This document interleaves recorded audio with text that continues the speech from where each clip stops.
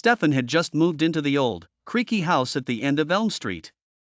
It was the kind of house that children made up stories about, usually revolving around ghosts or hidden treasures. Stefan wasn't one to believe in such things.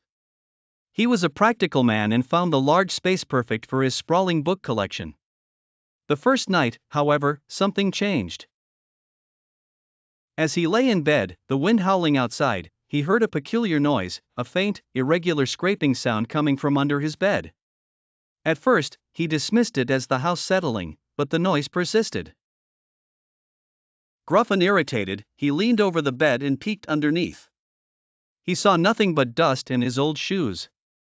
Shaking his head, he lay back down and willed himself to sleep. But sleep did not come easy. A sense of unease cloaked him as if the darkness itself had wrapped cold fingers around his spine.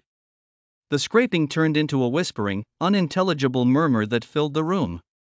Stefan sat up, his heart pounding. This time, he knew he wasn't alone. Trembling, he grabbed the flashlight on his bedside table and shone it under the bed. The beam wavered and revealed two glinting eyes staring back at him. Frozen, Stefan could barely comprehend what he was seeing.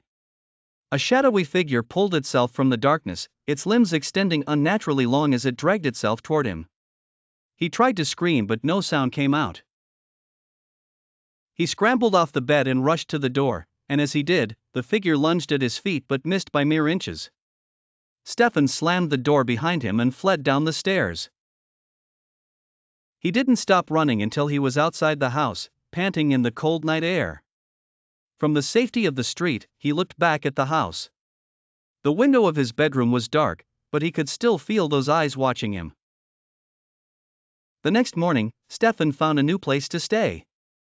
He tried to put the terrifying encounter out of his mind, but every so often, he would listen for that haunting scraping sound, his heart racing once more.